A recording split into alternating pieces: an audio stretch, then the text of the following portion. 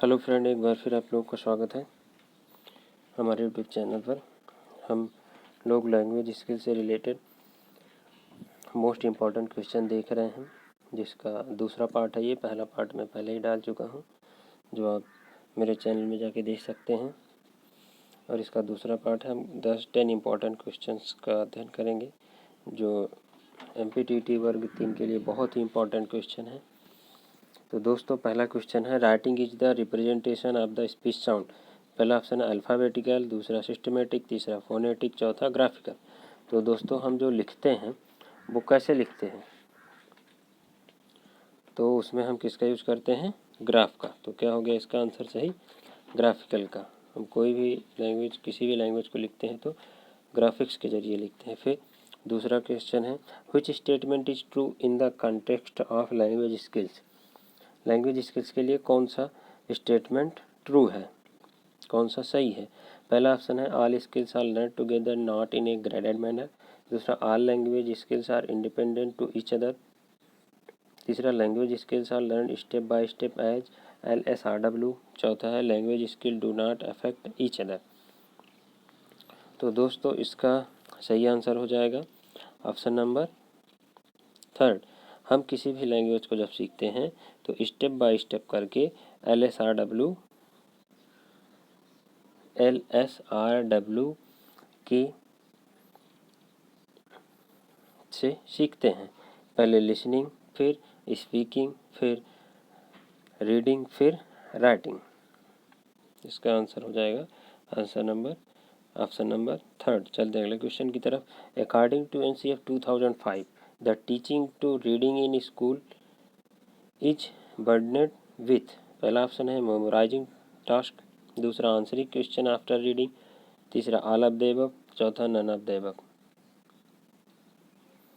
तो दोस्तों, इसका सही आंसर हो जाएगा option number third, all of the above. According to NCF 2005, the teaching to reading in school is burdened with. तो इसका आंसर हो जाएगा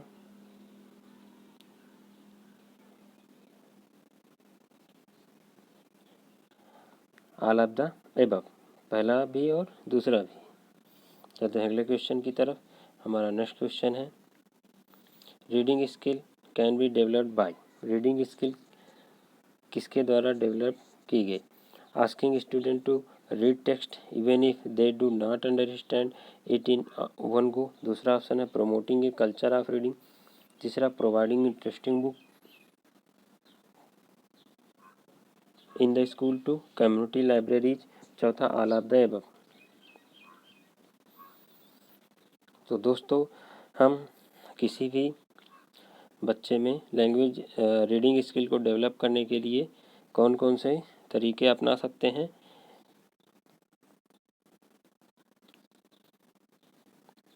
स्टूडेंट को रीड टेक्स्ट बुक रीड करने के लिए भी कह सकते हैं, प्रमोटिंग कल्चर रीडिंग भी बोल सकते हैं, और प्रोवाइडिंग उसको इंटरेस्टिंग बुक दे सकते हैं, और लाइब्रेरीज में उपलब्ध करवा सकते हैं बुक्स, जिससे वो रीडिंग स्किल उसकी अच्छी हो सके और वो रीड करते हो। इसका कौन सा ऑप्शन सही हो जाएगा? Option number 4। अगले क्वेश्चन की तरफ। What is most important in increasing reading competency. सबसे ज़्यादा कौन सा इम्पॉर्टेंट रहता है रीडिंग कॉम्पिटेंसी को इंक्रीज करने के लिए? पहला ऑप्शन है प्रैक्टिस स्ट्रक्चर ऑफ लैंग्वेज, दूसरे में more attention on pronunciation then comprehension, तीसरा लर्निंग मटेरियल, चौथा practice question given in the text. तो दोस्तों, इसका ऑप्शन हो जाएगा सही ऑप्शन नंबर पहला, more attention on pronunciation then comprehension. Comprehension की अपेक्षा प्रोनाउंसिएशन पर ज़्यादा ध्यान देना चाहिए, जिससे क्या होता है, रीडिंग कॉम्पिटेंसी इंक्रीज होती है। चलते हैं दोस्तों अगले क्वेश्चन की तरफ। हमारा नेक्स्ट क्वेश्चन है, student of class 6 can recognise played usage of sentence construction when the teacher.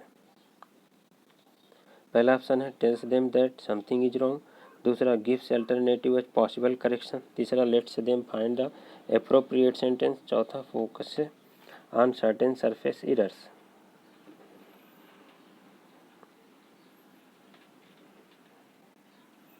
तो दोस्तों इसका सही आंसर हो जाएगा option number second, gives alternative as possible correction.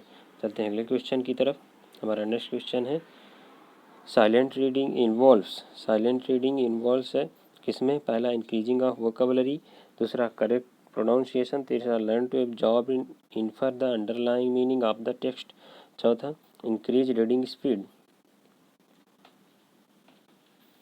तो दोस्तों साइलेंट रीडिंग किसमें इन्वॉल्व होती है? ऑप्शन नंबर थर्ड सही है इसका। क्या? Learn to absorb on infer the underlying meaning of the text. Silent reading से बालक जो टेक्स्ट रहता है उसको अच्छे से समझते हुए पढ़ता जाता है। हमारा नेक्स्ट क्वेश्चन है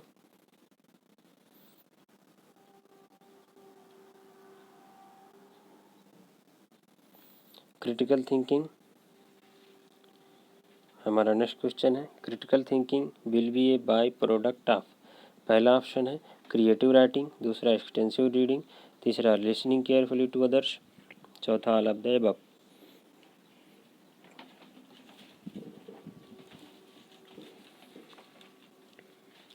तो दोस्तों इसका सही आंसर हो जाएगा option number 4, critical thinking will be a by product of.